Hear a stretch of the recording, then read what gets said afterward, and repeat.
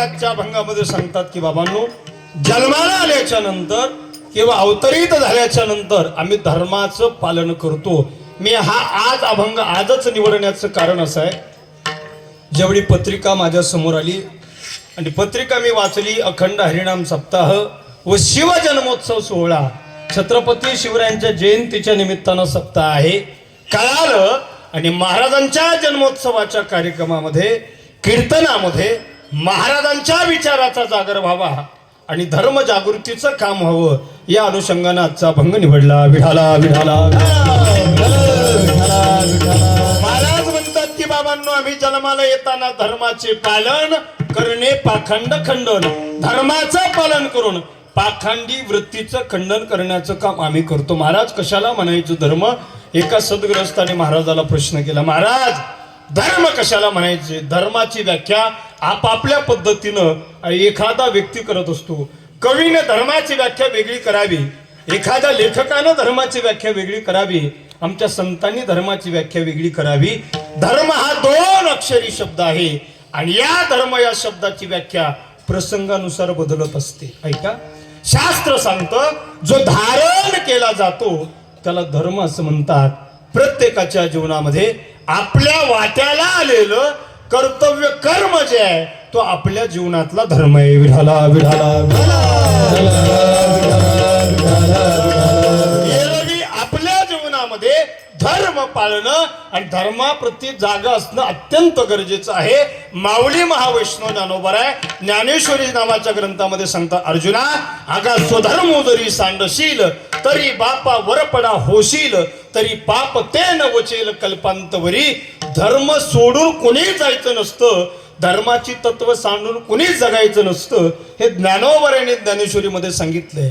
पण एखाद्या सर्वसामान्य जीवाला का तुम्ही विचारू गेला, बाबा काय आहे तुमचा धर्म, तुम्ही कोणत्या धर्माचे आहात?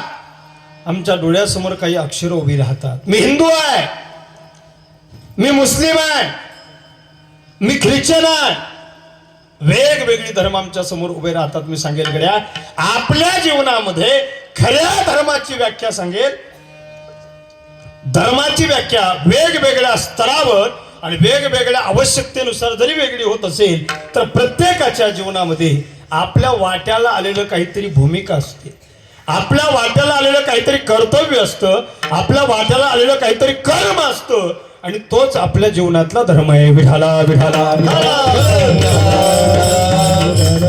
आपल्या जीवनात कर्म वाट्याला येतं ते फक्त माणसासाठी संकोचित नाही, अगदी शिवापासून तर जीवापर्यंत, देवापासून तुम्हा आम्हासारख्या सर्वसामान्य जीवापर्यंत प्रत्येकाच्या वाट्याला आलेलं काहीतरी कर्तव्य आहे, कर्म आहे, प्रत्येकाच्या जीवनातला धर्म आहे.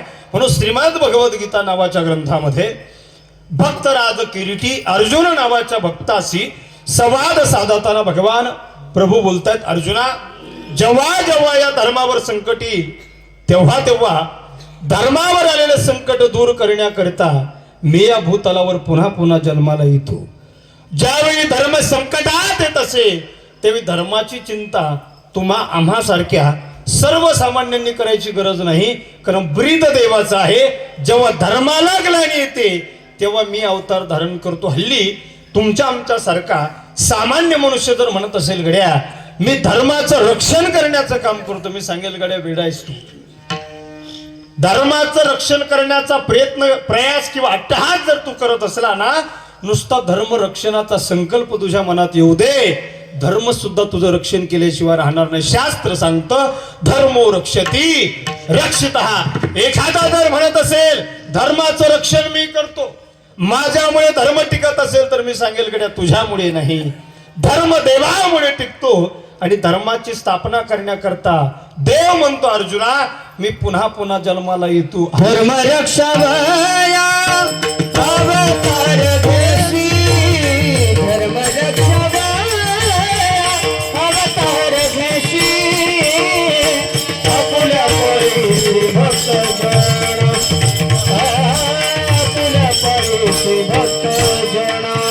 धर्म रक्षावया अवतार घेसी, धर्म रक्षावया अवतार घेसी, आपुल्या परीसी भक्त जन.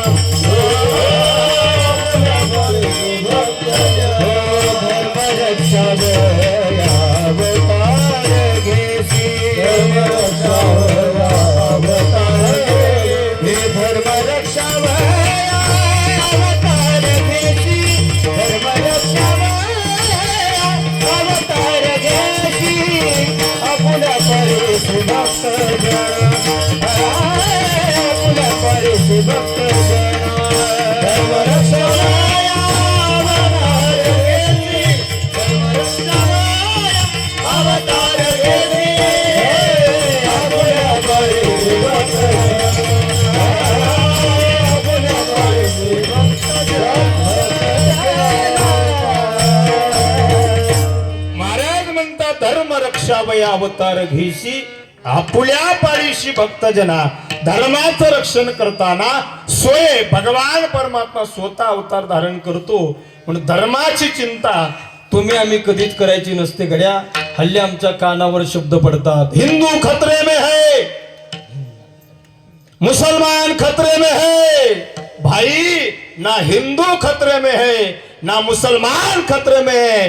हिंदू और मुसलमान का नाम नहीं लिया तो तुम्हारी राजनीति खतरे में है. विठाला धर्माचं रक्षण करायला तो स्वतः भगवान अवतरित होतो. अर्जुनाला म्हणता, अर्जुना यदा यदा हि धर्मस्य ग्लानिर्भवति भारत अभ्युत्थानम धर्मस्य तदात्मानं सृजाम्यहं परित्राणाय साधूनां विनाशाय च दुष्कृतां धर्म संस्थापनार्थाय संभवामी योगी योगी. धर्मावर आलेले संकट दूर करण्याकरिता, भक्तांना होणारा त्रास संपवण्याकरिता आणि दृष्टांचा संहार करण्याकरिता तो भगवान परमात्मा जन्माला येतो. आपुल्या पाळीशी भक्तजना अंब ऋषीसाठी जन्मसोशी येले. भक्तांचं पालन पोषण तो करतो. वेळ प्रसंगी एका एका भक्तासाठी जर एक एक अवतार धारण करावा लागला ना तरी तो परमात्मा कसलाही विचार न करता भक्तासाठी अनंत अवतार घेतो. अनंत अवतार घेशी भक्ता कारणे. भक्त जर अनंत असतील तर तो अनंत अवतार घेण्याचा सुद्धा विचार करतो. तुकोबरांना विचारलं,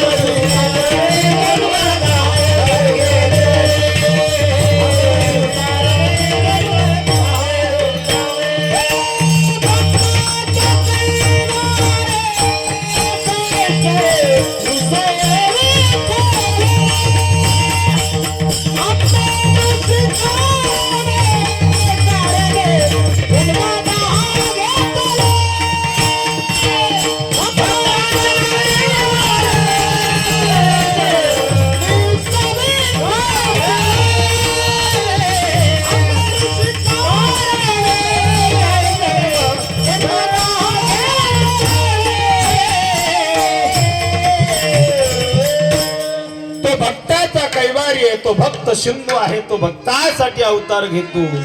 एका एका भक्तासाठी जर एक एक अवतार धारण करावा लागला तरी तो अवतार घ्यायला तयार आहे. चोखोबाची बहीण संत चोखोबा करता त्यांच्या बहिणीच्या रूपानं तो अवतरित झाला. शांती ब्रह्मनाथांच्या घरी श्रीखंड्या हे नाव धारण करून ज्या भगवंतानं कावडीनं पाणी व्हावं, कावडीने पाणी ज्या घरी चक्र पाणी वाहे नभे नभे. शांती ब्रह्मनाथ महाराज देवाची पूजा करायचे आणि देवाला लावण्याकरता चंदन उघडायचे आणि चंदन उघडून द्यायला सुद्धा देव यायचा. श्रीखंड्या चंदन देवाला लावायला चंदन उघडून द्यायला श्रीखंड्याच्या रूपातला देव आहे. भक्ताच्या घरची कामं तो करतो.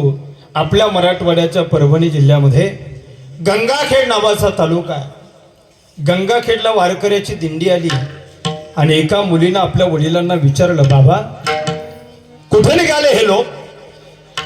वडिलांना सांगितलं, बाळा हे लोक पंढरपूरला निघाले. या लोकांना वारकरी म्हणतात. काय आहे बाबा पंढरपूरला? बाळा पंढरपूरला जगाचा मालक आहे. भगवान परमात्मा त्याच्या दर्शनाकरता आषाढी यात्रेला हे लोक निघाले. बाबा जर पंढरपूरला जगाचा मालक राहत असेल ना तर मला सुद्धा त्या जगाच्या मालकाच्या भेटी करता दर्शनाकरता घेऊन चला. मला बघायचं तो देव कसा आहे, जगाचा मालक कसा आहे. मुलीनं आपल्या बापाकडे हट्ट धरला आणि लेकरांचा बाल हट्ट हा पुरवावाच लागतो. 3 प्रकारचे हट्ट आहे, हे पुरवावेच लागतात. पहिला हट्ट आहे राज हट्ट, स्त्री हट्ट आणि बाल हट्ट. राज हट्ट कशाला म्हणायचं? नळाला पाणी नाही आलं तरी नळपट्टी भरावीच, याला राज हट्ट असं म्हणतात. दुसरा हट्ट आहे स्त्री हट्ट. कपाट भरून साड्या असल्या तरी संक्रांतीला नवी घ्यावीच. बोला बोला बोला बोलत जा ना तुम्ही सगळे ब्रह्मचारी आहेत का? संक्रांतीला नवी साडी घ्यावीच लागते. आणि तिसरा हट्ट आहे गड्या बाल हट्ट, तो पुरवावाच लागतो. चिमुरड्या लेखीनं सांगितलं बाबा मला त्या देवाच्या दर्शनाकरता घेऊन चला. बाप आपल्या लेकीला आपल्या खांद्यावर घेऊन पायी वारीमध्ये पंढरपूरला निघाला. मी सांगेल गड्या बाल वयामध्ये आपल्या चिमुरड्या लेकीला आपल्या खांद्यावर घेऊन जो बाप पंढरपूरच्या पांडुरंगाच्या दर्शनाकरता जात असेल ना, त्या बापासारखा भाग्यवान बाप कोणीच नाही. पंढरपूरला पोहोचले, चंद्रभागेचं स्नान केलं, पुंडलिकरायाचं दर्शन केलं, बारीला लागले, देवाचं दर्शन केलं. देवाच्या पायावर मस्तक त्या मुलीनं ठेवलं. त्या मुलीचं नाव आहे संत जनाबाई. देवाचं दर्शन त्या मुलीनं घेतलं. देवाच्या समोर उभे राहिल्या. देवाच्या तोंडाकडे पाहता श्रीमुख, सुखावले सुख डोळी याची भूक, नवजे माझ्या एक टक त्या देवाकडे नजर त्या जनाबाई नावाच्या लेकीनं लावलेली. देवाकडे पाहते, साक्षात स्वयंभू परमात्मा जनाबाईकडे पाहतायत. आणि देवाकडे पाहता पाहता जनाबाईचा कंठ दाटून आला. कंठी प्रेम दाटे, नयनी नीर लोटे, हृदयी प्रगटे रामरूप. जनाबाईनं त्या देवाला आपलंसं करून घेतलं होतं. आणि त्या देवानं जनाबाईला आपलंसं करून घेतलं होतं. ती जनाबाई आता देवाच्या पुढून बाजूला व्हायला तयार नाही. जनाबाईच्या वडिलांना सांगितलं बाळा दर्शन झालं तरी तर थांबायचं नसतं, आपण आता घरी गेलं पाहिजे. जनाबाईनं सांगितलं बाबा ज्याच्या दर्शनाला तुम्ही घेऊन आलात ना, त्याचा आणि माझं जुनंच नातं आहे. त्याच्या आणि माझ्या भेटीचा योग उशिरा आला, पण आता मला हे पंढरपूर सोडून घरी येण्याची इच्छा नाही. पंढरपुरात राहणार बाबा मी, मला घरी यायचं नाही. लेकीनं हट्ट धरला. काय सांगावं बापाला कळत नाही. द्वादशी पर्यंत ऐकेल वाटलं होतं, ऐकलं नाही. गुरु पौर्णिमेचा काला होईपर्यंत ऐकेल वाटलं होतं, ऐकलं नाही. काला झाला. जनाबाईच्या डोळ्यात पाणी आणून जनाबाईच्या वडिलांना सांगितलं बाळा आता आपण घरी गेलं पाहिजे. काला झाला की आता पंढरपूर सोडायचं असतं, गोपाळपुऱ्यात जायचंय आपल्याला, प्रसाद घ्यायचा आपल्याला आणि गावाकडे निघायचे. जनाबाईनं सांगितलं बाबा गोपाळपुऱ्यातही तुम्ही जा आणि गावीही तुम्ही जा, मी मंदिर सोडणार नाही. लेकीचा हट्ट आहे. लेकीला मंदिरात सोडून जाण्याचा निर्णय बापानं घ्यावा. 2 पावलं पुढे जावं आणि डोक्यात विचार यावा माझ्या लेकीला की मी मंदिरात सोडून गावी गेलो ना तर गावचे लोक म्हणतील का हो लेकीचं लग्न करण्याचा कंटाळा आला होता की काय, म्हणून लेकीला देवाच्या देवळात सोडून आला. पुन्हा माघारी यावं. जनाबाईला विनम्र भावानं हात जोडावे. जना चल ना, गेलं पाहिजे आता घरी, लोक वाट बघत असतील, काला झाला इथं थांबायचं नसतं. जनाबाईनं सांगितलं बाबा मी इथंच थांबणार आहे, मी गावी येणार नाही, तुम्ही तुमचा वेळ वाया घालू नका. जनाबाईला डबडबल्या डोळ्यानं निरोप देण्याचा विचार बाप करतोय. जनाबाईला मंदिरात ठेवून बापानं गावी जाण्याचा निर्णय घेतला. अंतःकरणामधून बापाला दुःख झालं, बापाचे डोळे भरून आले. एखादा बाप आणि एखादी आई आपल्या लेकीला सासरी वाटं लावताना आणि सासरी पाठवताना जेवढं दुःख त्या आई वडिलाला होत नाही ना, त्याहीपेक्षा अधिक दुःख जनाबाईच्या वडिलाला झालं होतं. कारण जनाबाईचा बाप जनाईला सासरी पाठवत नव्हता, तर देवाच्या मंदिरात सोडत होता. डबडबल्या डोळ्यानं निरोप देतायत. तेवढ्यात नामदेवराय देवाच्या दरबारात आले. नामदेवरायाने बाप लेकीचा संवाद पाहिला आणि सांगितलं बाबा काळजी करू नका तुमच्या या लेकीची, तुमच्या या लेकीचा या पांडुरंगाच्या पंढरीत मी सांभाळ करतो, मी सांभाळतो तुमच्या जनाईला. आणि नामदेवरायांच्या हातामध्ये जनाबाईचा हात जनाबाईच्या वडिलांना दिला आणि नामदेवरायानं जनाबाईला पंढरपुरात सांभाळण्याची जबाबदारी घेतली आणि जनाबाईच्या जीवनाचं सार्थक झालं. ऐका घड्या, आपल्या लेकरांचा हात आपल्या लेकरांच्या आयुष्यामध्ये नेहमी चांगल्या लोकांच्या हातात द्या.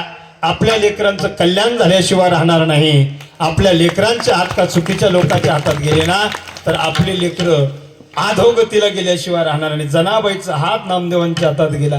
नाम याची दासी जनी, नामदेवरायांच्या घरची दासी झाल्या जनाबाई. 14 लोकांचं कुटुंब नामदेवांचं. सगळ्यांचा स्वयंपाक जनाबाई करायच्या. जात्यावर दळण जनाबाई दळायच्या.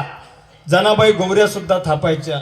दळण दळायला देव मदत करू लागायला यायचा. ऐका ऐका, दळण दळायला देव मदत करू लागायचा. गौऱ्या थापायला देव गौऱ्या थापू लागायचा.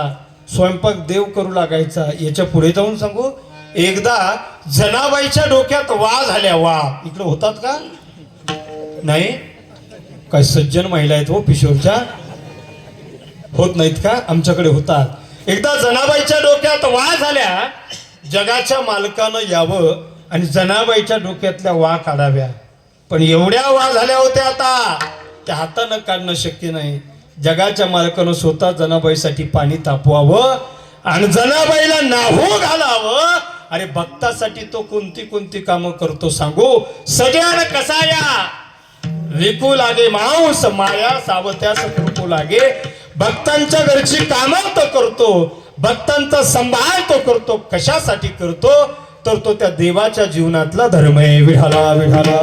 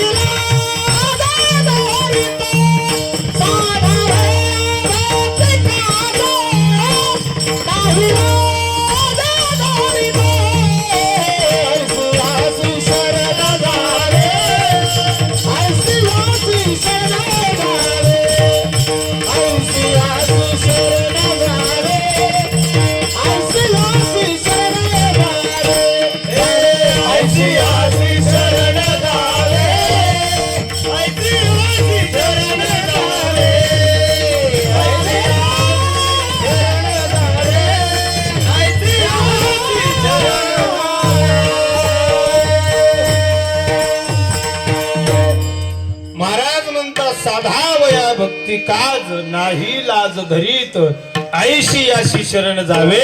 अरे भक्ताच्या घरची काम करताना तो कसल्याही प्रकारची लाज बाळगत नाही ना, अशा भगवान परमात्म्याला शरण जायला महाराज सांगतात. भक्तांचा सांभाळ करणं हा देवाच्या जीवनामध्ये धर्म आहे.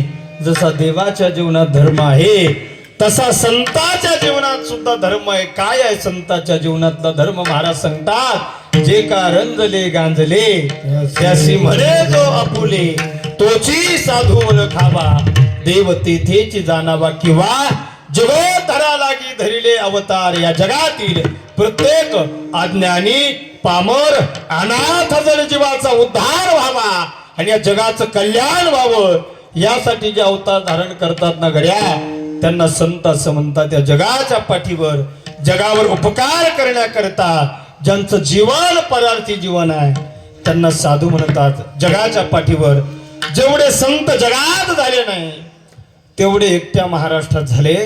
आणि जगातील सर्वात पवित्र संप्रदाय जर कोणता असेल, आणि सगळ्यात महान संप्रदाय जर कोणता असेल गड्या तर मी सांगेल वारकरी संप्रदायासारखा संप्रदाय जगाच्या पाठीवर नाही. ज्या संप्रदायात जाती भेदाला थारा नाही, ज्या संप्रदायामध्ये सगळ्यांना एकत्रित करण्याचं काम आमच्या संतांनी केलंय त्याला वारकरी संप्रदाय असं म्हणतात. आमच्या ज्ञानोबरायांपासून तर आमच्या निळोबरायांपर्यंत अखंड संत परंपरा आमच्या वारकरी संप्रदायानं संपूर्ण विश्वाला प्रदान केली. म्हणून मी सांगतो गड्या आमचा संप्रदाय जर फक्त महाराष्ट्रापुरता असेल तर आमच्या संप्रदायाचं कार्यक्षेत्र तुमच्या भाषेत सांगू आमच्या संप्रदायाच्या कार्याचा मतदारसंघ संपूर्ण विश्वापर्यंत आहे. आमच्या नामदेवरायांच्या काळामध्ये वारकरी संप्रदायाचा इमारतीचा प्रचार प्रसार फक्त पंजाब प्रांतापर्यंत झाला. पण आत्ताच्या तरुण कीर्तनकारांचं कौतुक वाटतंय, अभिमान वाटतोय. या महाराष्ट्रातल्या वारकरी संप्रदायाचे कीर्तनकार, या भारत देशाच्या वारकरी संप्रदायातले कीर्तनकार अरे अमेरिकेला आणि दुबईला जाऊन कीर्तन करतात. ही वारकरी संप्रदायाचं विश्वात्मक रूप आहे. संपूर्ण विश्वाला वारकरी संप्रदायानं फार मोठी वारकरी संतांची परंपरा प्रदान केली. पण खरं सांगू ज्ञानोबरांच्या ज्ञानेश्वरीवरती पीएचडी करणारे लोक अमेरिकन आहेत. अमेरिकेतले लोक ज्ञानेश्वरीवर पीएचडी करतात. रशियातले लोक तुकोबरांच्या गाथेवरती पीएचडी करतायत. पण महाराष्ट्रातले तुमच्या आमच्यासारखे काही अभागी माणसं आजही ज्ञानेश्वरीच्या 5 व्या दर्दीने वाचायला तयार नाही. यासारखं मोठं दुर्दैव कोणतं आमचं नाही. आम्हाला संत कळाले नाही आहे तोपर्यंत तर कळतच नाही. हे जग सोडून गेल्याच्या नंतर सुद्धा संत तुम्हाला मला कळाले नाही. तुकोबर देहू नगरीत राहत होते. देहूच्या लोकांना तुकोबर कळाले नाही. त्रास दिला तुकोबांना लोकांनी. महाराजांना वाटले लोकांना पण कर्ज वाटलेलं आहे म्हणून हे लोक त्रास देत असतील आपल्याला. तुकोबारांनी जगाच्या पाठीवरची पहिली कर्जमाफी केली. कर्ज लिहिलेल्या खतावणीच्या वह्या इंद्रायणीच्या डोहात बुडवून जगातली पहिली कर्जमाफी करणारा महात्मा जर कोण असेल ना तर आमचे जगद्गुरु तुकाराम महाराज कधी विसरता कामा. पत्रकार परिषद घेतली नाही, कॅबिनेट बैठक घेतली नाही, 2 उपमुख्यमंत्र्याचा सल्ला घेतला, डायरेक्ट निर्णय आणि अंमलबजावणी, तरी लोकांनी त्रास देणं थांबवलं नाही. तुकोबांना सर्वसामान्य लोकांनी त्रास द्यावा यात नवल नाही. महाराज गावचा जो प्रमुख होता ना पाटील त्यानं सुद्धा तुकोबांना त्रास दिला. कोपला पाटील गावीचे हे लोक त्यांनी सुद्धा त्रास दिला. महाराज थांबले नाही. महाराजांचा भक्ती मार्ग सुरू आहे. तुकोबांना त्रास देण्याचं प्रमाण लोकांचं वाढलं. तुकोबारा परमार्थिक होते म्हणून लोक त्रास देत असेल असं जर तुम्हाला वाटत असेल गड्या तो सुद्धा तुमचा गैरसमज आहे. तुकोबारांना देव न मानणाऱ्या किंवा स्वयंघोषित धर्मपंडितांनी आणि नास्तिक लोकांनी जेवढा त्रास द्यावा यात नवल नाही. तर तुकोबारांना त्रास देणारे माळकरी सुद्धा होते. आणि माळकरी काही एवढे सोपे नसतात. महाराजांना त्रास देणारे महाराजच असतात. डोळे वटारू नका. मला त्रास देणारा माझा एकही विरोधक इथं नाही. महाराजाला महाराज लोकांनी त्रास दिला. तुकोबाराला एका महाराजांनी एवढा त्रास दिला. महाराज काठीनं मारला त्या मंबाजी बुवानं. पण तुकोबाराने त्याचे हात पाय दाबावे आणि त्याला भजनात घेऊन यावं. महाराज एवढा नम्र भाव दाखवला आमच्या तुकोबारांनी तरी त्रास देणं थांबवलं नाही. महाराजांना वाटलं गड्या आता या लोकांचा त्याग करावा लागेल आणि आपला भक्ती मार्ग चालू ठेवावा लागेल. एकांतात जाऊन भजन करायचा निर्णय तुकोबांनी घेतला. कधी भंडारा डोंगरावरती जायचे, कधी भोराणेश्वर डोंगरावर जायचे, तर कधी भामचंद्र डोंगरावर जायचे. तुकोबारा भंडारा डोंगरावर निघाले की महाराजांच्या धर्मपत्नी महाराजांना भाकरी घेऊन डोंगरावरती जायच्या. एके दिवशी तुकोबारांच्या धर्मपत्नी महाराजांना डब्बा घेऊन जाताना त्यांच्या पायात काटा मोडला. तुकोबारांच्या पत्नीच्या पायात काटा मोडला आणि जगाच्या मालकानं कसल्याही प्रकारचा विलंब न लावता क्षणार्धामध्ये उडी घेतली. हाके सरीशी उडी हे प्रमाण मोडीत काढलं देवानं आणि हाक न मारता उडी घेतली आणि तुकोबाराच्या पत्नीच्या पायातला काटा देवानं काढला. ऐका, ज्यांच्या पायातला काटा काढायला देव क्षणार्धामध्ये गुराख्याच्या रूपात अवतरित होतो, हा तुकोबऱ्यांच्या पत्नीचा अधिकार आहे महाराज. तरी जुन्या पिढीच्या काही कीर्तनकार लोकांनी संदीप बुवा कीर्तनात काय सांगितलं माहिती आहे का? तुकाराम महाराजाची बायको तुकाराम महाराजाला दररोज मारत होती. पिस्तुल्या तू अताकार पाहिला? आमच्या संतांच्या चरित्राचं विकृत चित्रण केलं महाराज लोकांनी. तुकोबऱ्याच्या पत्नीसारखी पतिव्रत स्त्री नव्हती. खरं सांगू, आपल्या जीवनात कोणतंही काम करा, तुम्हाला जर ते काम यशस्वी करायचं असेल ना किंवा टिकवायचं असेल ना, तुमच्या पत्नीची साथ असल्याशिवाय ते काम होत नाही, अजिबात होत नाही. समाजसेवा करा, पत्नीची साथ लागणार आहे. राजकारण करा, पत्नीची साथ लागणार आहे. आणि खरं सांगू, परमार्थ करा, पत्नीची साथ लागणार आहे. त्याच्याशिवाय काहीच होत नाही. तुमच्या आमच्या हातात काहीच नाही. जसं तुमचं आहे तसंच माझं आहे. एकदा आमच्या घरचे माणसं म्हणे, अण्णा मला येऊ द्या कीर्तनाला. तुम्ही दररोज कीर्तनाच्या नावावर जाता, नेमके कीर्तनाला जाता का आणखी कुठं जाता?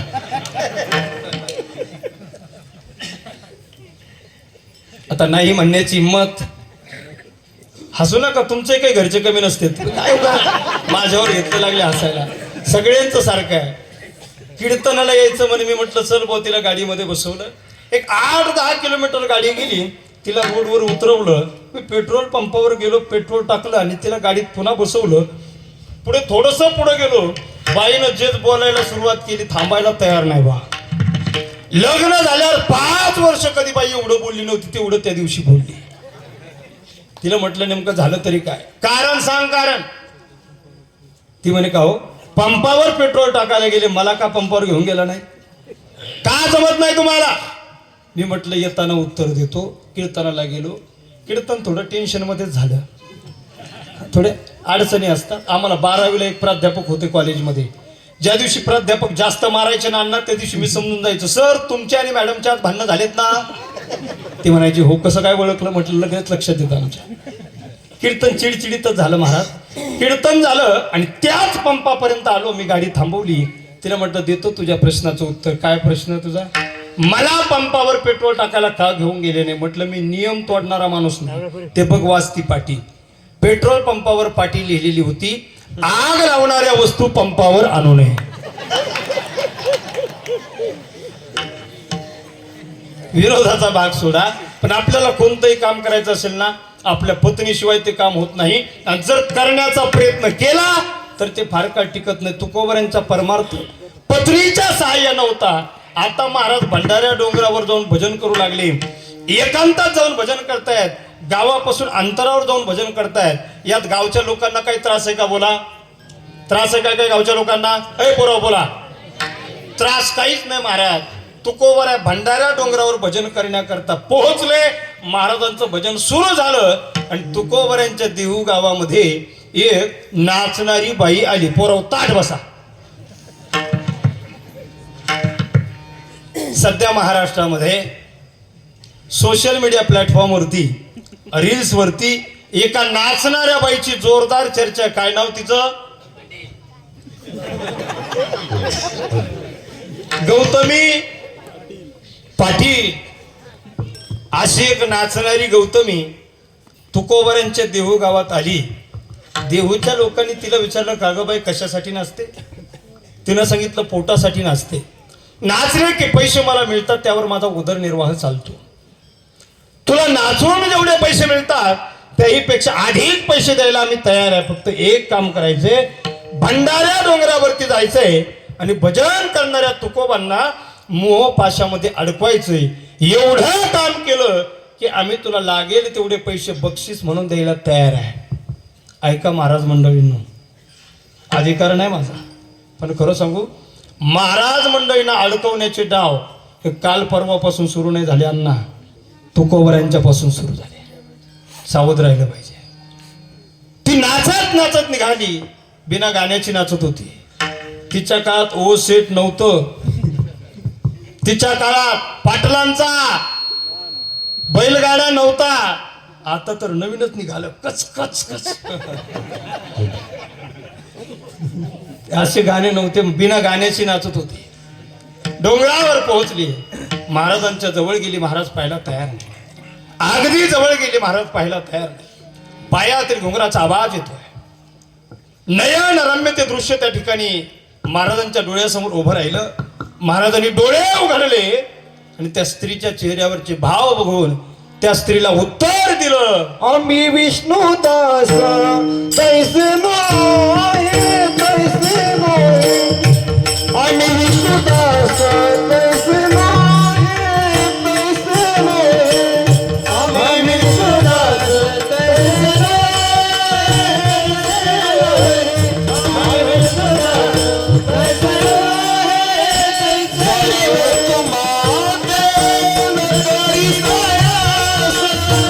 आम्ही विष्णुदास तैसे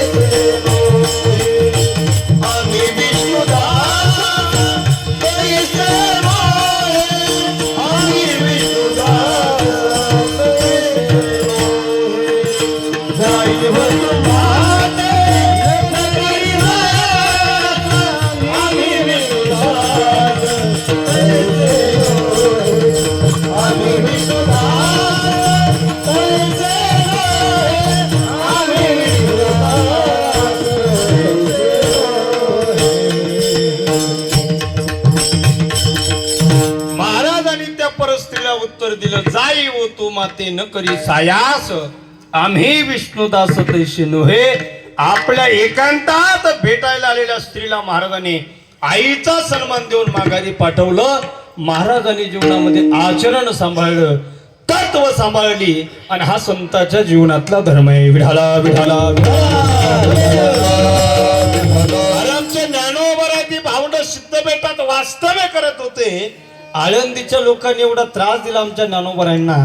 निवृत्ती दादा मुक्ताबाईला लोकांनी भिक्षा मांडली नाही, पण पाठीवर ज्यावेळी ज्ञानोबरांच्या पाठीवर मुक्ताबाई मांडे बसतायत ना, बघण्याकरता गावचे लोक आल्यावर आमच्या ज्ञानोबरांनी त्या लोकांच्याकडे बघून मुक्ताबाईला म्हणावं, मुक्ता भले या लोकांनी आपल्या मायबापाला देहांत प्रायश्चित्त घ्यायला लावू दे, भले या लोकांनी आपल्याला संन्यासाची पोरं म्हणून गावाच्या बाहेर हाकलून देऊ दे, भले या लोकांनी आपल्याला भिक्षा न वाढू दे, मिळालेली भिक्षा हिसकावून घेऊ दे, पण ही सर्व मंडळी आज आपल्याकडे पाहुणी आली मुक्ता. आणि घरी येणारा प्रत्येक पाहुणा हा देव असतो. अतिथी देव भव म्हणून त्याचं पूजन करणं आपलं कर्तव्य आहे. या सगळ्यांना मांड्याचं भोजन वाढून दे. अर्चननी भिक्षा वाढली नाही, त्यांना मांड्याचं भोजन दिलं. मांडे खाल्ले लोकांनी, पोटाची तृप्ती झाली, पण नुसती पोटाची नाही, जीवनाची तृप्ती ना मोक्ष आमच्या ज्ञानोबरांनी प्रदान करून दिला. ज्यांनी आमच्या संतांना त्रास दिला त्यांना सुद्धा आमचे संत मोक्षाचा मार्ग दाखवतात, उद्धाराचा मार्ग दाखवतात. आणि हाच संतांच्या जीवनातला धर्म. अभंगाचं प्रथम चरण. धर्माचे पालन, धर्माचे पालन, धर्माचे पालन, धर्माचे पालन, धर्माचे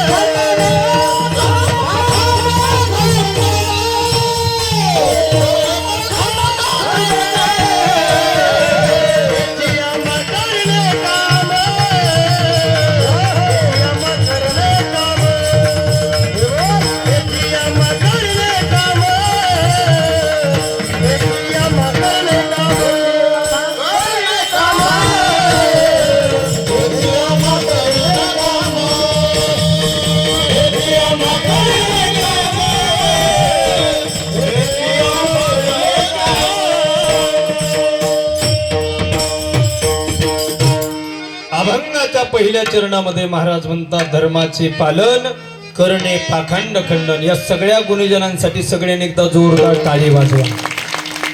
कीर्तनकार एखादं जर वाक्य चांगलं वाटलं ना तुम्हाला बोललेलं तर लगेच टाळ्या वाजवता तुम्ही माणसं. पण कधीतरी गायनाचार्यांसाठी टाळ्या वाजवत जा, कधीतरी मृदंगाचार्यासाठी टाळ्या वाजवत जा. खरं सांगू, यांनी का माझा पाठिंबा काढून घेतला ना, माझं सरकार अल्पमतातही राहत नाही. हा, माझ्यावर अविश्वासाचा ठराव किती आणायचा आणि किती वेळात आणायचं यांच्या हातात असतं. म्हणून यांच्यासाठी टाळ्या वाजवल्या पाहिजे. फार साधना असते, ही सोपी गोष्ट नाही. आमच्याकडे कला नाही महाराज, कला नाही आमच्याकडे. पण खरं सांगू, आम्ही कलाकारावरती प्रेम करतो आणि हीच आमची कला आहे. ही कला आहे. नाही तर माणसं आज सोयीचे राहिले नाही महाराज. अय बस कर, अय आवाज कमी कर, अय त्याचा आवाज कमी कर. नाही महाराज, कलाकारावरती प्रेम केलं पाहिजे आणि ते जपता आले पाहिजे कलाकार. आणि ते नाही जपले ना मग ते अवघड असतं. बघायला भेटतो. सुंदर असं प्रमाण, सुंदर चाल गायली महाराजांनी. महाराज म्हणतात धर्माचे पालन करणे पाखंड. आणि मृदंगाचार्यासाठी विशेष अजून एकदा टाळी वाजवा. हा, ते विसरता कामा नये. हा, हे एकटे आम्हाला सगळ्यांना घेऊन चालतात. मी बोललो की तुम्हाला जरा बरं वाटतं, मी चांगलं बोललो की तुम्हाला वाटतं कडे महाराज चांगलं बोलतंय. हा, पण खरं सांगू, आमचे ओठ बोलतात आणि महाराजांचे बोट बोलतात, यांचं विशेष कौतुक. अभंगाच्या पहिल्या चरणात महाराज म्हणतात धर्माचे पालन करणे पाखंड खंडन. धर्माचं पालन करून पाखंडी वृत्तीचं खंडन करणं हा साधूच्या जीवनामधला धर्म आहे. ज्यावेळी पाखंडी व्यक्ती अधर्म करू लागतात त्यावेळी भगवान परमात्मा त्याचं खंडन करत असतो. आणि पाखंडी वृत्तीचे लोक ज्यावेळी समाजामध्ये अधर्म पसरवण्याचं काम करतात ना, ते संत वाङ्मय अथवा संत आपल्या वाङ्मयाच्या माध्यमातून आणि आपल्या वाणीच्या माध्यमातून पाखंडी वृत्तीचं खंडन करण्याचं काम करतात. हा संताच्या जीवनातला धर्म आहे. माणसाच्या जीवनामध्ये सुद्धा काही धर्म आहे. माणसाच्या जीवनामध्ये प्रामुख्यानं 3 प्रकारचे धर्म आहेत. माणसाच्या जीवनातला पहिला धर्म आहे, त्याला कौटुंबिक धर्म असं म्हणतात. कशाला म्हणायचं कौटुंबिक धर्म? माता पित्यानं मुलाला किंवा मुलीला जन्म दिला, लहानाचं मोठं करणं, त्याचं संगोपन करणं, त्याचं उदरनिर्वाहाचं साधन स्थापित करून देणं आणि वेळ प्रसंगी कमीत कमी लग्न होईपर्यंत त्या लेकराचा सांभाळ करणं हा माय बापाच्या जीवनातला धर्म आहे. त्याला कौटुंबिक धर्म असं म्हणतात. लग्नामध्ये उखाणा घेण्याची पद्धत आमच्याकडे आहे. एकदा का मुलानं मुलीचं आणि मुलीने मुलाचं नाव उखाण्यातून घेतलं, त्या उखाणा घेण्याचा अर्थ असा होतो, एकदा का एकमेकांचं नाव यांनी घेतलं तर मरेपर्यंत एकमेकांना सांभाळण्याची जबाबदारी एकमेकावरती जाऊन पडते. म्हणजे जबाबदारी स्वीकारणारा जो धर्म आहे त्याला कौटुंबिक धर्म असं म्हणतात. माणसाच्या जीवनामध्ये दुसऱ्या क्रमांकाचा धर्म आहे, त्याला आध्यात्मिक धर्म असं म्हणतात. कशाला म्हणायचं आध्यात्मिक धर्म? जाधव गल्लीमध्ये सप्ताह सुरू आहे. प्रबोधन प्रतिष्ठानचे तरुण झटतात. पिशोर मधल्या सगळ्या गावकऱ्यांना सहकार्य करणं. वर्गणी मागायला का कुणी आलं ना, जाता ना तुम्ही? उद्यापासून जाणार आहे का? वा वा, म्हणजे अजून गेलेच नाही. वा, उद्या वर्गणी मागायला येणार आहे 5व्या दिवशी.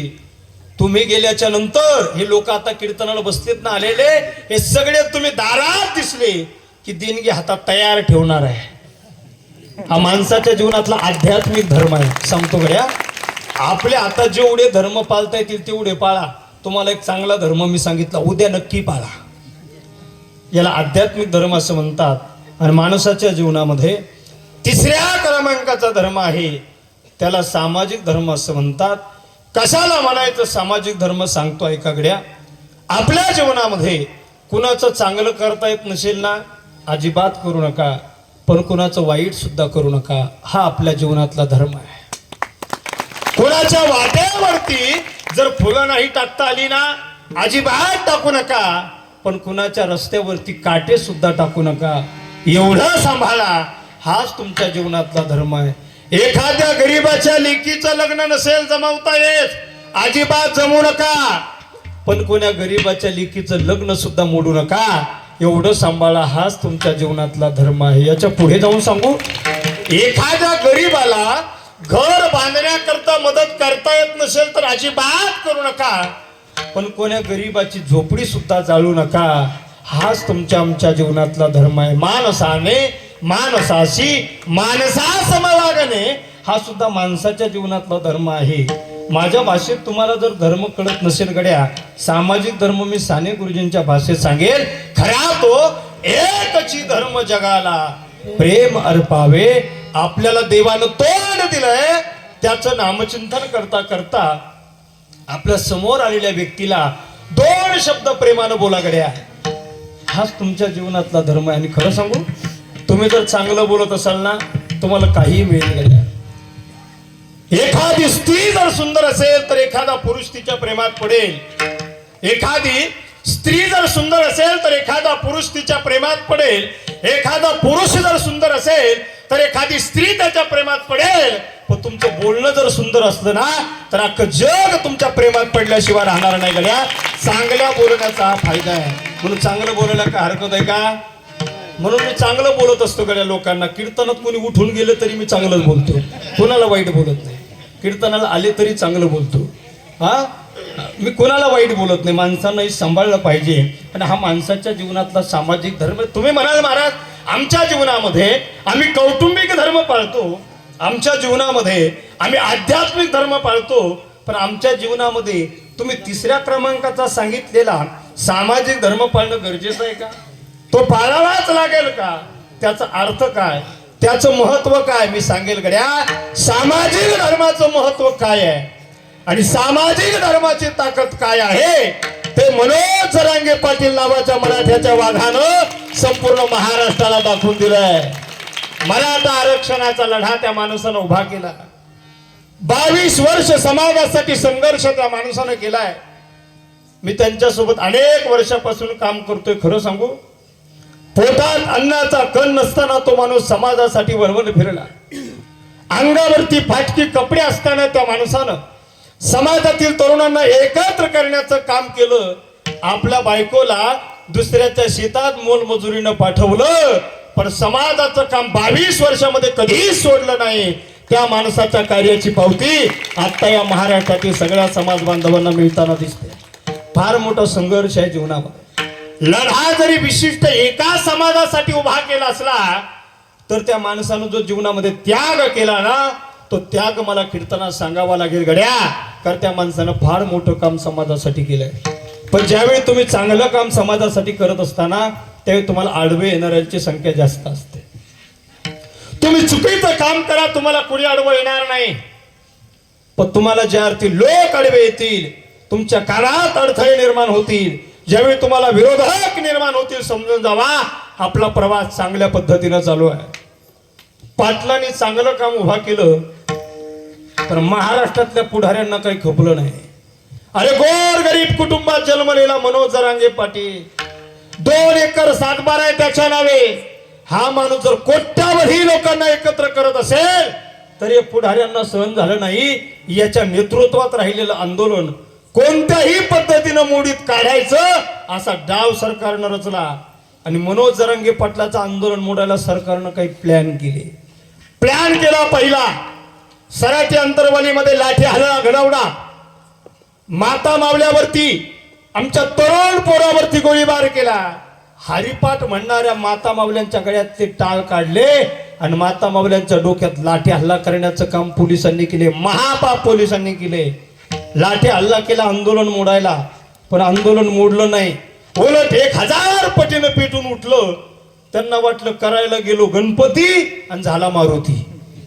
1000 पटीनं आंदोलन पेटून उठलं आणि आंदोलन मोडण्याचा पहिला डाव फसला.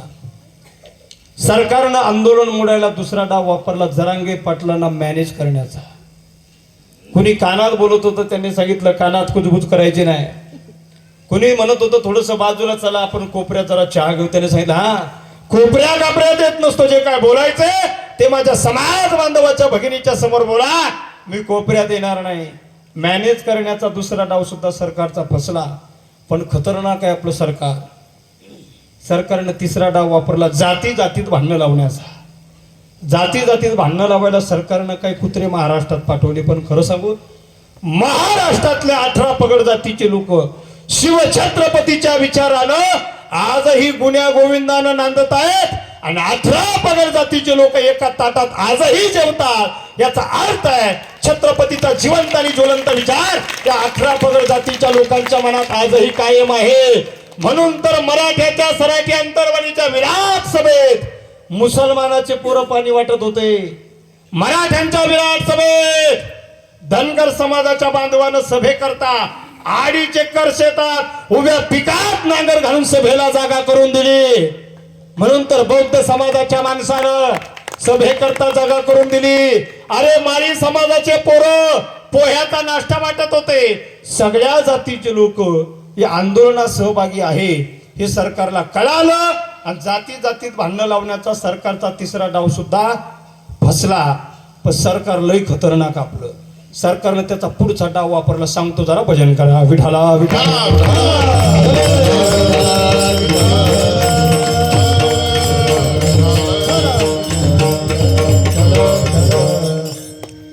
सरकारला वाटलं जाती जातीत भांडणं लावण्याचा आपला डाव काही यशस्वी झाला नाही. मग सरकारला पुढचं आपलं. सरकारला वाटलं कुत्रे पाठवून काय मेळ बसत नाही. मग सरकारनं कुत्राच पाठवला. इकडं ऐका इकडं ऐका. सरकारनं कुत्राच पाठवला पण पिसाळ्याला पाठवला. हा उरफाड्या बावलीचा वर पाहतो खाली बोलवतो एकण्या डोळ्याचा. काय नाव त्याचं त्या वकिलाचं पोरव सदावर्ते. वर पाहतो खाली बोलवतो. कायम समाजाच्या विरोधात सगळ्या जाती धर्माचे लोक भाऊ गुन्ह्या गोविंदानं सोबत नांदतायत. गावोगावी गल्ली गल्ली सगळ्या जाती धर्माचे लोक राहतात. राहू दे कशाला लावतो जाती जातीत भांडणं. विनाकारण आरक्षणाच्या विरोधात भुंकण्याचं काम. बोलण्याला काही पद्धत असते. एखाद्या वकील माणसानं कसं बोलावं. एखादं वाक्य कीर्तन करायचं चुकलं ना लोक तेवढंच कट करतात आणि सोशल मीडियावर टाकतात. माफी मागा. हे माणूस वकील असून याला एवढी अक्कल अजून कशी काय नाही मला अजून कळत नाही. वर पाहतं खाली बोलत. अरे भेटत नाही रे मराठ्यांना. अरे पद्धत आहे का काय. भेटत नाही तुम्हाला आरक्षण. भेटलं तरी टिकत. अरे तुला लखवा झाला का पॅरेलिस झाला भाऊ. कायम समाजाच्या विरोधात कायम भुंकण्याचं काम. आणि त्याने ते चष्मा कुठून आणला मला अजून पता लागला नाही. लय विचित्र येल्डिंग करून आणला जणू त्यांनी चष्मा. विनाकारण भुंकण्याचं काम. त्या सदावर त्याने गाडी भिन पाळलेली आहे आणि ते दररोज गाडी भिनीचं दूध पितो. मी खोटं सांगत नाही बरं. हे कीर्तनाचं व्यासपीठ आहे. आणि त्याचा गैरसमज आहे की गाडी भिनीचं दूध पिलं की माणसाला बुद्धी येते. आता मी गाडी भिनीचं दूध सदावरती पितो असं म्हटलं की लोकांना खोटं वाटतं. त्याला मागच्या महिन्यात मीडियानं विचारलं तुम्ही खरंच गाडी भिनीचं दूध पिता का. त्यानं सांगितलं मी नांदेडला होतो तेव्हा गाडी भिन होती. तेव्हा पाळी होती आता नाही. माझ्यावर टीका करणाऱ्याला गाडविणीच्या दुधाचं काय महत्व कळणार. ते 5,000 रुपये लिटर आहे. म्हणजे तेव्हा गाडवीन पाळून पित होता आता इकत घेऊन पितो पण पितो. विनाकारण भुंकण्याचं काम. सुटला आमच्या पोरांचा संयम. 4-5 पोरं गेले मुंबईला. मंगेश साबळे आणि सहकारी फोडल्या त्याच्या गाड्या. गाड्या फोडल्यावर कुत्रा चवताळूनच बाहेर आला बुवा. त्याचं तोंड जर त्या दिवशी पाहिलं असताना एवढा चवताळला जणू 100 विंचू त्याला सोबतच चावले. या मनोज जरांगेमुळे पोलीस धारा तीर्थ पडले. या मनोज जरांगेच्या मुसक्या बांधा. या मनोज जरांगेला तातडीनं अटक करा. अरे हकण्या तू मंगेश साबळे नावाच्या मराठ्याच्या साध्या सरपंचाला अटक करू शकला नाही. जरांगे पाटील नावाच्या वाघाला काय अटक करशील. 14 तारखेला जरांगे पाटलाची विराट सभा झाली. त्याला पत्रकाराने विचारलं ज्या मनोज जरांगेवर तुम्ही टीका करता त्यांच्या सभेला 1.5 कोटी लोक आले होते. मनोज जरांगेच्या सभेकडे मी जत्रा म्हणून पाहतो. अरे चकण्या हे सगळे मराठी तुझ्याकडे कुत्रा म्हणून पाहते विनाकारण. पण ते गाड्या फोडल्यावर परिणाम. दुसऱ्या दिवशी पत्रकार लय हुशार त्यांनी होच प्रश्न पुन्हा विचारला. ज्या मनोज जरांगेवर तुम्ही टीका करता त्या मनोज जरांगेच्या सभेला 1.5 कोटी लोक आले होते. गाड्या फोडल्यावर त्याचा सूर लगेच खारजात गेला आणि म्हणतो कसा मनोज जरांगे माझा भाऊ आहे. मग त्याच्या सभेला जत्रा का म्हटले. मी गावाकडे वर्षातून एकदा जातो. माझ्या गावाकडे एक जत्रा भरते. माझं फार मोठं कुटुंब आहे. माझे वडील बाल गुन्हेगार होते. माझे 2 चुलते डाकू होते. तुमची आई काय करे. माझी आई दारू बनवायची. तुमची आजी? माझी आजी तर एवढी सुंदर हँडसम आणि ब्युटिफुल होती, ती रशियन मुलींना सुद्धा लाजवेल एवढी सुंदर दिसत होती. मग सभेला जत्रा का म्हटली? सभेत या जत्रेत महादेवाचं मंदिर असतं ना. मनोज जरांगे मराठ्यांचा देवच आहे ना. पिस्तुल्या काल तो अटक करा म्हणत होता, आज देव मानायला लागला. मंगेश साबळेच्या तावडीत नुसत्या तुझ्या गाड्या सापडल्या, तू जरांगेंना देव मानायला लागला. तू जर सापडला असताना लोटांगण घेत तुला अंतरवालीला यावं लागलं. विनाकारण भुंकण्याचं काम. काल आणखी कुत्रा भुंकला. हा? नारायण राणे नेपाळी. विचित्रपणा आहे महाराज. समाज असून समाजाचा असून समाजाच्या विरोधात बोलतात. पाटलांनी सांगितलं समाजाची मी तुमच्यावर टीका करणार नाही. जरा तोंड सांभाळून बोललो पाहिजे. मनोज जरांगेने आमचा ठेका घेतला काय? मनोज जरांगेने आपली उंची शोधावी किती आहे. म्हणतो कोण? ज्याची उंची मुळात 1.5 फूट येतो राणे. मनोज जरांगेने विचार करून बोलावं. आथरुणावर पडून मनोज जरांगेने नाटक करू नये. मनोज जरांगेने विचार करून बोलावं. आपली उंची किती आहे त्याचा विचार करावा. मी म्हटलं राणे साहेब, तुमचे 2 पोर आणि तुम्ही एकावर एक जरी उभे राहिले तरी जरांगे पाटला इतकी उंची होणार नाही. आमच्या वाघावर टीका करू नका, हे मराठे सहन करणार नाही. जरांगे पाटलांनी लढा उभा केला. आज त्या युद्धाच्या उपोषणाचा 8वा दिवस आहे. सगळे सोयऱ्याच्या GRच्या अंमलबजावणीसाठी त्यांचं उपोषण आहे. भगवान ज्ञानोबा तुकोबा, भगवान पंढरीचे परमात्मा त्यांच्या मागणीला लवकरात लवकर यश देवो ही ज्ञानोबा तुकोबांच्या चरणी प्रार्थना करतो. आणि सामाजिक धर्माची काय ताकद आहे हे मनोज जरांगे पाटलांनी दाखवून दिली. याच्या पुढे जाऊन सांगू गड्या, जे रक्त जीवन जगताना फक्त स्वतःच्या रक्ताचा विचार करतं ना, एक दिवस त्याचंच रक्त त्याला घराबाहेर हाकलून दिल्याशिवाय राहणार नाही.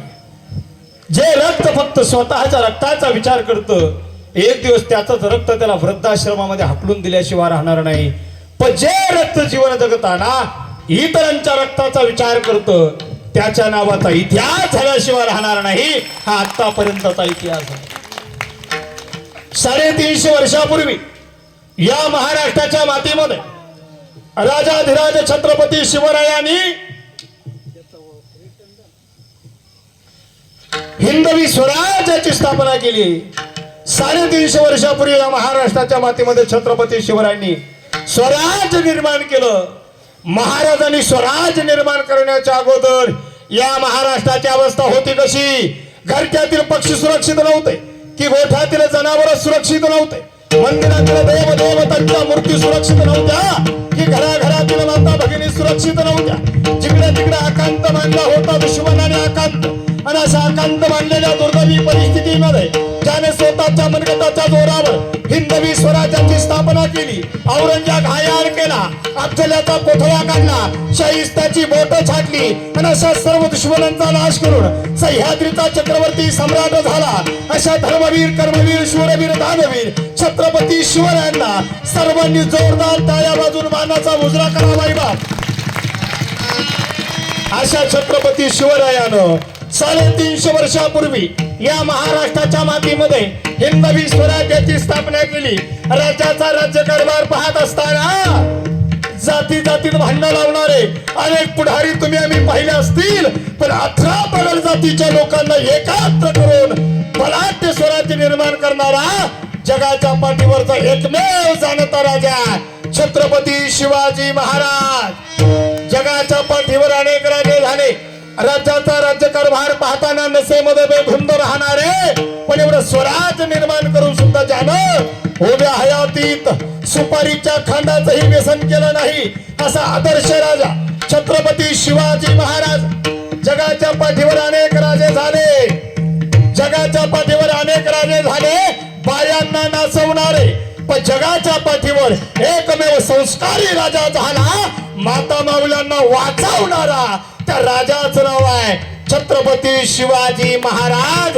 आणि मासाहेब जिजाऊंनी दिलेल्या संस्काराच्या जोरावर आणि फर्जंद शहाजीराजे भोसलेंनी दिलेल्या शिकवणीच्या जोरावर महाराजांनी स्वराज्य निर्माण केलं. 18 पगड जातीचे मावळे सोबत घेतले होते. एक एक रणमर्द जिगरबाज रांगडा मावळा महाराजांच्या सोबत होता. 18 पगड जातीचे मावळे सोबत होते. मराठा होता, धनगर होता, चमार होता, कुमार होता, साडी होता, तेली होता, माळी होता, भिल्ल होता, ओढार होता, मातम होता, मुस्लिम होता, ब्राह्मण होता. अशा 18 पगड जातीच्या लोकांना महाराजांनी एकत्र करून स्वराज्य निर्माण केले. राजांना वेळ प्रसंगी खांद्याला खांदा लावून लढणारा एक एक जिगरबाज मावळा प्राणपणाला लावायला तयार होता आणि महाराजांच्या शब्दा खातीर मरायलाही तयार होता. पण महागडावर राजे अडकलेले. सिद्धी जोहर नावाच्या दुश्मनानं गडाला चोहो बाजूने वेढा मारलेला. राजांच्या समवेत पोटावर मोजण्या एवढे मावळे दुश्मनानं हजारो सैन्यानिशी गडाला वेढा मारलेला आहे. मग शिवा काशीनावाच्या नावी समाजाच्या तरुणाबाण पोराला आपल्यासारखा पेहराव घालून राजानं सिद्धी जोहर नावाच्या दुश्मनाच्या भेटीला पाठवलंय. राजांना वाचवण्यासाठी शिवा काशीनावाचा नावी समाजाचा मावळा गेला आणि या स्वराज्यासाठी जान कुर्बान करून गेला. एकीकडे पन्हागडाच्या मागच्या वाटेनं बाजी प्रभूंच्या मदतीनं राजांची पालखी विशाळगडाकडे कूच करत होती. राजांची पालखी आता घोडखिंडी पर्यंत आली होती. राजांची पालखी बाजी प्रभून घोडखिंडीमध्ये थांबवली होती आणि बाजीनं राजाला सांगितलं, राज जा लवकर आपण विशाळगड जवळ करा. आमच्यापेक्षा महाराष्ट्राला आपली गरज अधिक आहे. राज लाख मेले तरी चालेल पण लाखाचा पुशिंदा आमचा राजा जगलाच पाहिजे. शब्द देऊन बाजीनं घोडखिंडीमध्ये जबाबदारी स्वीकारली. बाकी मावळ्यांनी राजे विशाळगडाकडे निघाले. 350 मावळे घेऊन बाजी घोडखिंडीमध्ये थांबलेले. बाजीचे 350 मावळे घोडखिंडीमध्ये झाडा झुडपात लपून बसले आणि एक ते बाजी रणांगणात उभे आहे. राजे विशाळगडाकडे निघाले. सिद्धी मसूद नावाचा दुश्मन राजांचा पाठलाग करत आला. भागो भागो भागो भागो शिवाजी का पीछा कर. दुश्मन शिवाजी भाग गया. दुश्मन भाग गया. शिवाजी भाग गया. पीछा करो शिवाजी का. कहा गया वो बाजी. कहा गया वो शिवाजी. कहा गया वो तखन का चूहा. सैतानाची आवाज बाजीच्या कानावर आले. एखाद्या वाघानं दरकारी टाकावी तशी बाजीनं मान सिद्धी मसूद नावाच्या दुश्मनाकडे बोलावली आणि दुश्मनाकडे बघून बाजी म्हणतात, ओ कुठं निघाला पुढं तुमचा बाप शिवाजी राजा तर कधीच सुखरूप विशाळगडावर पोहोचला. वा माघारी म्हणतात क्षणी हजारो दुश्मन बाजीच्या अंगावर धावून आले. दार संचरी बसल्या गेल्या. झाडा झुडपात बघून बसलेले बाजीचे 350 मावळे रणांगणात आले होते. दार संचरी बसल्या होत्या. दार संचरीचे वार होत होते. बाजीचे 350 मावळे हजारो दुश्मनावर तुटून पडले. बाजीचे हजारो मावळ्यावर तुटून पडले. 350 मावळे हजारो दुश्मन 350 मावळ्यावर तुटून पडले. दार संचरीचे वार होत होते. कुणाचे हात छाटले जात होते. कुणाचे पाय छाटले जात होते. कुणाचे मस्तक छाटले जात होते. अरे घोडखिंडीत रक्ताचा सडा पडत होता. घोडखिंड रक्ताने वाकून निघत होती. अरे घोडखिंडीची जोखीम स्वीकारलेले बाजी अंगावर आणि छातीवर वार करत होते. बाजीच्या अंगावर एक ठिकाण होता नाही. जिथं वार झाला नाही तरी बाजी करत होती. अरे बाजीच्या अंगावर एक जखम नाही असं ठिकाण नाही जिथं जखमा झाल्या नाही तरी बाजी लढत होते. रक्तबंबाळ झाले बाजी. परेशान झाले बाजी. गंभीर जखमे झाले बाजी. कोणीतरी यावं आणि म्हणावं बाजी वाचके आता किती जखमा झाल्या अंगावर. चिंता नाही वाटत का तुम्हाला. ओ बाजी वाच करा की आता लढायचं मरायचं बाजी तुम्हाला. चिंता नाही वाटत का या जखमाची. भीती नाही वाटत का बाजी मरणाची. तसं बाजीनं म्हणावं, ओय ना चिंता ना भीती कर देव आमचा शिवछत्रपती. शेवटच्या श्वासापर्यंत बाजीची समसेर लढत होती आणि 350 मावळ्याच्या जोरावर एक नाही दोन नाही तब्बल 8 तास या घोडखिंडीतल्या 350 जिगरबाज मावळ्यानं सिद्धी मसूद आणि सिद्धी जोहरच्या सैन्याला पळताभुई थोडी करण्याचं काम केलं. राजेगडावर पोहोचले. 3 तोफांचा आवाज बाजीच्या कानावर आला. 1 2 3 राजेगडावर पोहोचले आणि बाजी जमिनीवर कोसळले. विशाळगडाकडे हात केला बाजीनं आणि म्हणतात, राज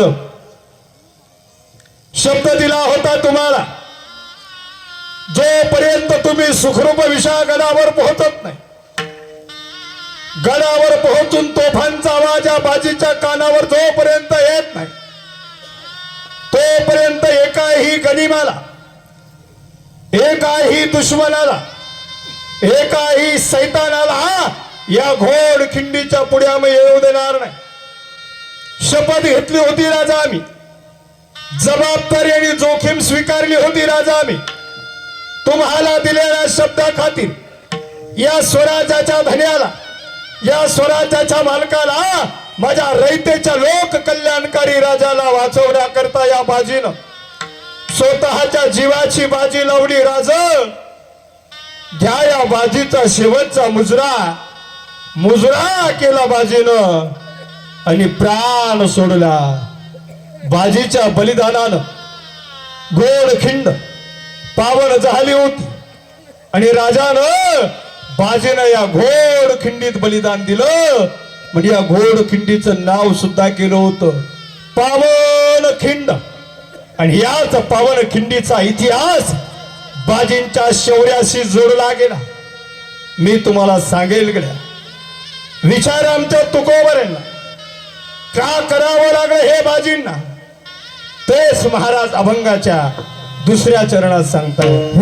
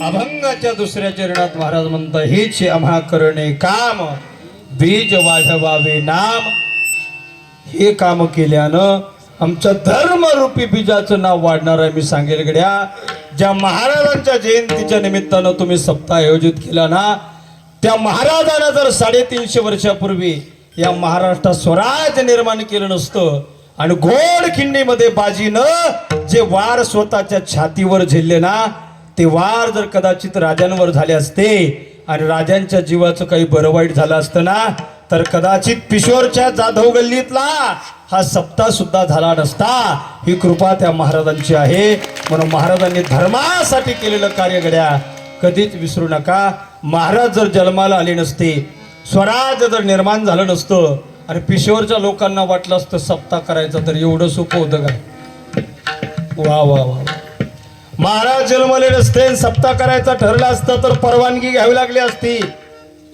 महाराज जन्मले नसते स्वराज्य निर्माण झालं नसतं तर राज्याचा राज्यकारभार दिल्लीच्या गादीवर बसणाऱ्या औरंग्या नावाचा कुणीतरी बादशहानं पाहिला असता दिल्लीच्या गादीवर बसून त्यानं महाराष्ट्राचा कारभार पाहिला असता मोठ्या डौलात तो बसलेला राहिला असता एका बाजूला त्याच्या 5-50 बायका पडद्याच्या पाठीमागे बसलेल्या राहिल्या असता त्याच्याजवळ पानाचा ठेला ठेवलेला राहिला असता, पान खाऊन जागी थुंकत बसलेला तो राहिला असता आणि राज्याचा कारभार त्यानं पाहिला असता. तुम्हाला जर वाटलं असतं पिशोरमध्ये सप्ताह करायचा तर त्याची परवानगी घ्यायला दिल्लीला जावं लागलं असतं.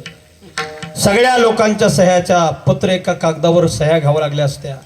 एका बाजूला महिला मंडळीच्या सह्या घेतल्या असत्या. सगळ्या सह्याचं पत्र घेऊन आम्हाला दिल्लीला परवानगी घ्यायला जावं लागलं असतं. ह्या बाबाचं काय नाव आहे? हे तोंडाला रुमाल बांधलेले. तुमचंच काय नाव बाबा तुमचं? काही भेऊ नका, दक्षिणा मागत नाही काही नाही. काय नाव बाबा? दगडू पटेल. दगडू पाटील. आडनाव दगडू पाटील. जर राज्य त्याचं राहिलं असतं ना, आपले महाराज जर जन्माला आले नसते ना, त्याची परवानगी घ्यायला जावं लागलं असते. या सगळ्यांच्या सह्या घेतल्या असत्या आपण, हा. आणि प्रबोधन प्रतिष्ठानला वाटलं असतं सत्ता करायचं. या सगळ्यांच्या सह्याचं पत्र घेऊन तुम्ही आणि मी दोघ जण दिल्लीला गेलो असतो. आले असते तुम्ही? होतं म्हणा, कुठं नाही तुम्ही, तुम्हाला होतं म्हणा. आम्ही दोघं गेलो असतो. जर राज्य त्याचं राहिलं असतं ना, तर आपले नाव काही आपल्या लोकांसारखे राहिले. मी काय गजानन महाराज राहिलो नसतो, मी अब्दुल भाई झालो असतो. आणि तुम्ही काही दगडू पाटील राहिले नसते, तुम्ही गफूर चाचा झाले असते. आणि या सगळ्या लोकांच्या सह्या घेऊन आम्ही दिल्लीला गेलो असतो.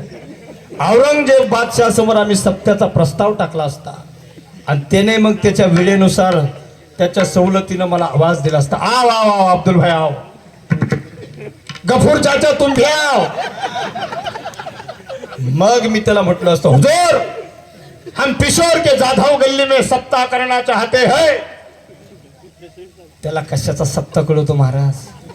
अशी दाढी खाजत तो म्हटला असता, ए सप्ताह क्या होता है. मग हळूच गफूर चाचा म्हटले असते, हुजूर जहा एक महाराज बोलता है बाकी सगळे ऐकते हे, उसे सप्ताह कहते है. आमची हिंदी अशी. आणि एवढं सगळं ऐकून जर त्याला कळाला असता सप्ताह तर झाला असता सप्ताह, नाहीतर सप्ताह सुद्धा झाला नसता. विनंती एवढीच, विनोद म्हणून सोडा त्यांना. गफूरच्या आजच्या दिवसच म्हणा. पुन्हा मला पिशोरमध्ये यायचंय, कारण मी ऐकलंय पिशोरचे जाधव लोक लय डेंजर आहे. त्यानं दिली असती परवानगी तर झाला असता सप्ताह, नाही तर सप्ताह सुद्धा झाला नसता. हिंदू म्हणून एकत्र येणं गरजेचं आहे.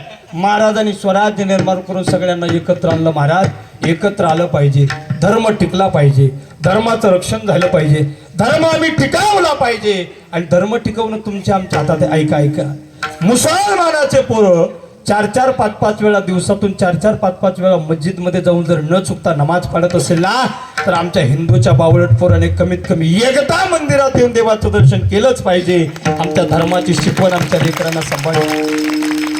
आता या पंधरवाड्यामध्ये मला वाटतं 6-7 तारखेपासून तर एक 20-21 तारखेपर्यंत एक पंधरवाडा असतो. जसा पितृ पंधरवाडा असतो ना अण्णा, तसा एक पाश्चात्य पंधरवाडा देशभरामध्ये असतो. त्या पंधरवाड्यामध्ये कॉलेज जीवनातले पोरं एक डे साजरा करतात. Sari day, ready day, Valentine day, rose day, अजून भरपूर असतात. बाकीचे तुम्ही घरी गेल्यावर पाहून घ्या. वेगवेगळ्या प्रकारचे डे कॉलेज जीवनामध्ये या फेब्रुवारी महिन्यामध्ये पोरं साजरी करतात. गड्या मी सांगेल गड्या, ही आमच्या भारताची संस्कृती नाही. ही आमच्या भारताची संस्कृती नाही, तर हे पाश्चात्य संस्कृतीचं अनुकरण आहे. 14 फेब्रुवारीला कोणता दिवस साजरा केला जातो पोरं? Valentine day.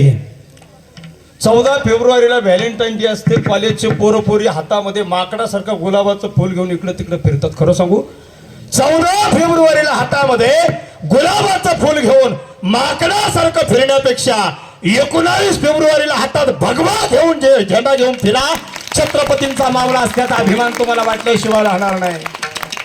14 फेब्रुवारी 2019ला भारताचे तरुण पोरपोरी कॉलेज जीवनामध्ये व्हॅलेंटाईन डे नावाचा डे साजरा करत होते. एकीकडे तरुण पोरपोरी व्हॅलेंटाईन डे साजरा करत होते आणि त्याच 14 फेब्रुवारी 2019ला भारताचे काही तरुण जवान सीमेवरती छातीत गोळ्या झेलत होते. भारताच्या सीमेवर पुलवामा या ठिकाणी पाकिस्तानच्या हरामखोर दहशतवाद्यांनी दहशतवादी हल्ला केला. त्या हल्ल्यामध्ये पुलवामा येथे भारताचे 42 जवान शहीद झाले. कुणाचं नुकतंच लग्न झालेलं आहे, कुणी माय बापाचा एकुलता एक आहे, कुणाची छोटी छोटी लेकरं आहे आणि आपल्या कुटुंबावरती संसाराची राख रांगोळी करून आमचे जवान जर सीमेवर छातीत गोळ्या झेलतायत गड्या, त्यांच्या प्रती आम्ही कधीतरी कृतज्ञता व्यक्त केली पाहिजे. एका जवानाला छोटा भाऊ नव्हता, त्याचा बापही या जगात राहिला नव्हता. नुकतंच लग्न झालं होतं त्याच्या पत्नीनं त्या जवानाच्या चितेला अग्नी दिला.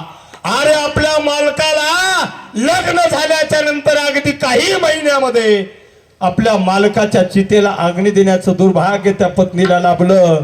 तरी ती पत्नी म्हणत होती, माझा मालक या देशासाठी जान कुर्बान करून गेला, याचा मला गर्व वाटतो, अभिमान वाटतो.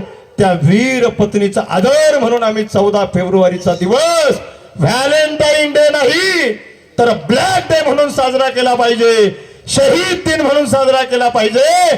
कारण आमचे जवान त्या दिवशी सीमेवरती गेलेत. खरं सांगू, आम्हाला रात्रभर सुखाने झोप लागावी यासाठी आमचे जवान रात्रभर छातीची ढाल करून सीमेवर लढतायत. आमच्या जवानाला दिवाळीचा सण नाही, आमच्या जवानाला दसऱ्याचा सण नाही, आमच्या जवानाला रंगपंचमी नाही.